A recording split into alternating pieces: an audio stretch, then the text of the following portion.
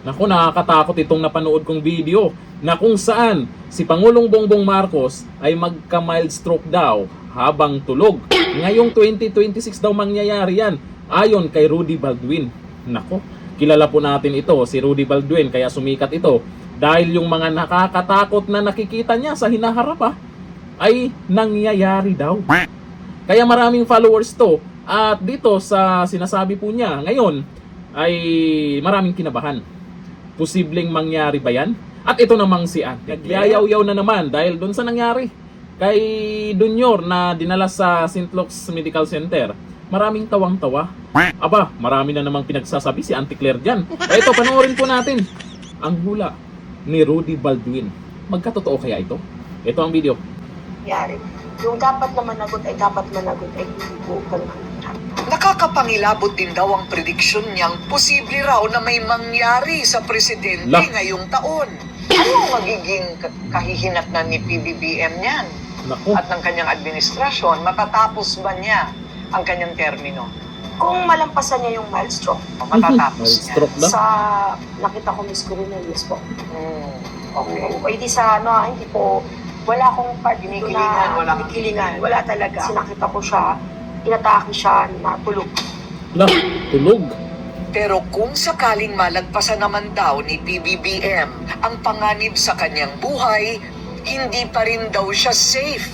Mahirap baliwalain ang mga pangitain ni Baldwin, lalo na kung ito ay may kaugnayan sa politika na maaaring mapatalsik naman daw sa kanyang upuan si Marcos Jr. Tinitinis lang yun eh. Atakihin siya ng tulog. Naku, Either magbababa siya ng kusa, o either matapos siya na may katagihingalo na ay ayusin. nakakatakot yun. Grabe naman to si Rudy Baldwin, yung mga hula niya. At maraming maraming nag-react dyan. Maraming nag-share sa video na yan. At ewan ko lang, may mga netizens kasi na natatawa pa rin dyan. Kaya itong si Auntie Claire, tungkol po dito sa kondisyon ngayon ni Marcos Jr., ay nagyayaw-yaw na naman siya. Ito ang sabi niya. Ito ang sabi sa balita. Umapila ang Malacanang sa publiko na igalang at huwag gawing katatawanan ang kalagayan ng kalusugan ni Pangulong Ferdinand Marcos Jr. kasunod ng mga pahayag at reaksyon ng kanyang pagkakasakit. Pati ba naman yung magiging reaksyon ng mga netizens? Talagang papansinin pa neto ni Auntie Claire? Ayon kay Palace Press Officer Claire Castro, ang isang taong may pinagdadaanan na karamdaman nangangailangan ng tunay na malasakit at pag-unawa. Hindi biro o pangungutya. Ang apela ng palasyo ay kasunod ng mga pahayag ni Senator Amy Marcos na nagsabing umano'y walang nag-aalaga sa Pangulo at may kanya-kanyang interes ang mga taong nakapaligid dito. Matatandaang na-ospital kamakailan ang Pangulo dahil sa diverticulitis, isang kondisyon sa bituka. Nilinaw naman ni Marcos Jr. na wala umanong dapat ikabahala ang publiko sa kanya, sa kanyang kalagayan. O yun naman pala itong si Auntie Claire, pati ba naman yung magiging reaksyon ng nakabalita dyan sa kalagayan ng ating Pangulo, ay papansinin pa niya. Anong magagawa ni Auntie Claire kung parang wala ng respeto sa Pangulo tong mga kababayan natin, Pag sa balita kasi, ay iba na, makikita nyo naman yung mga organic na nagre-react dyan sa balita. Kung kahit sa media, kahit sa ibang mga vlogger na binalita po itong tungkol sa nangyari kay Marcos Jr., ay mukhang marami ang natawa. Bakit naman kayo natawa?